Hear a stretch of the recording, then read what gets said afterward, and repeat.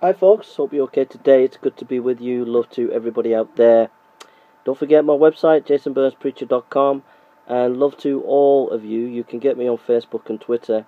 I just want to apologise. I've just been on my website and I'm not the greatest of administrators, and I've got a backlog of people who've sent me messages, many of them encouraging, many of them wanting me to go and preach in India and different places like that. I apologise that I've not got back to people. I'm not the greatest administrator. I will try and get through the backlog of all these messages in the next couple of days. Alright, I've tried to send 1 or 2 messages off today. Alright, God bless you and love to everybody out there. I want to just ask 12 questions, really. And if you ask a Muslim these questions, and if you're a Muslim and you honestly try to grapple with these questions, you'll begin to see that Islam is not true. We begin to see the Koran is not the Word of God. My first question is, why are there different Korans? Why are there different Korans? You have the Hafs Koran, you have the Dori Koran, and you have a number of other Korans, the Wash Koran. Now, the Hafs Koran, the Dori Koran, the Wash Koran, and other Korans, in Arabic, they're not the same. They're not the same. There are different words, different sentence structures. Now, this is not me. This is coming from Muslim scholars. So, the question to Muslims out there is, why are there different Korans? Please answer that. Secondly, concerning the multiple readings of the Quran.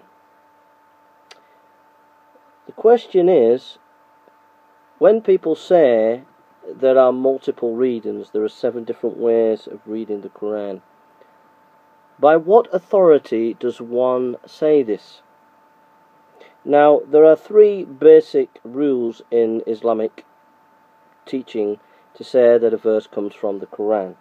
That is, it conforms to Arabic grammar, that it conforms to a good chain of narration, and that it's in accordance with the Uthman copies.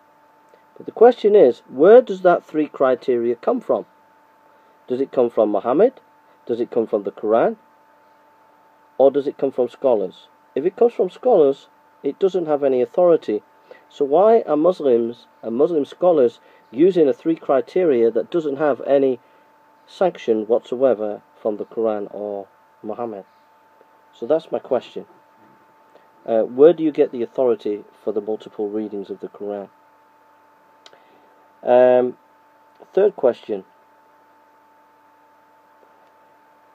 Has the Quran had verses left out, such as the stoning verse and the suckling verse? Has there been verses left out of the Quran, such as the stoning verse and the suckling verse? I can give you all the Arabic and all the hadiths, but I'm just asking the question. You can go and study it either way, whichever you want. Fourth question. Does the Quran have scribal errors?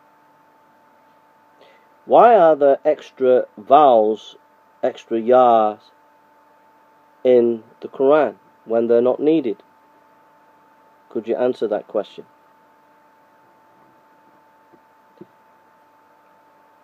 When Uthman made copies, how come there were variants, 60 versions of those copies?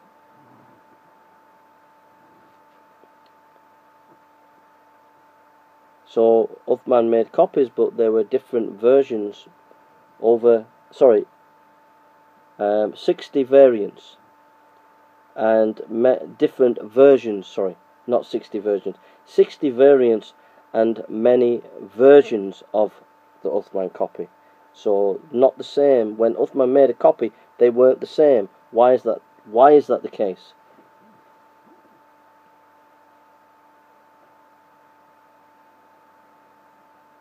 How come when you compare the hadiths, like Bukhari and Muslim, and the early histories of Islam, like Tabari, they don't match in the issue of chain of narration concerning the confirmation, the early confirmation of the Quran. So you have the early historians like Tabari, and you have the early hadith collectors like Bukhari, but yet they don't match in their understanding of the chain of narration concerning the early compilation of the Quran.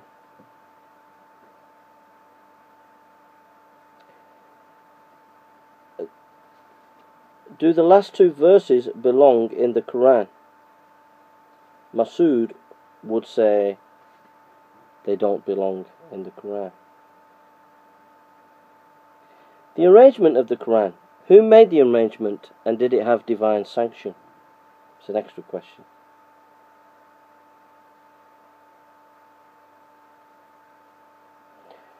The orthographic issue. The Muslim scholars say the vowel sounds were added first in the Quran, and then other parts of the words were added later. But it's more logical to have other parts of a word added first than the vowel sounds. So how does the Muslim scholar make it logical that the vowels were added first in the Quran, which doesn't make any sense? So it's an orthographic question. And 12.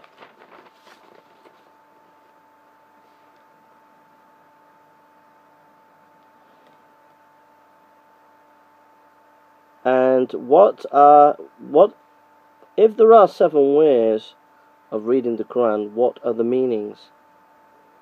What are these ways? And Muslims scholars have different opinions.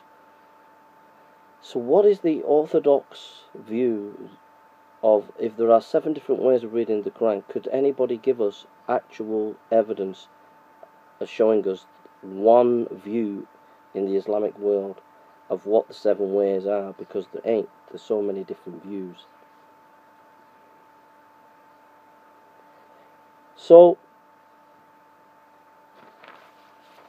those are my main.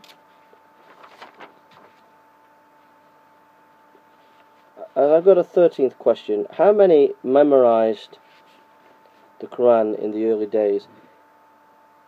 Was it 4 or more? Provide your evidence. How many memorized the Quran? Can you tell us?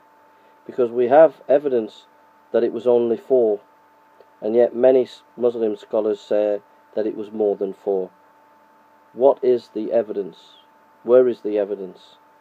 Can one provide it? So these are 13 questions for you to answer as Muslims. God bless you, and look forward to hearing your answers. God bless you.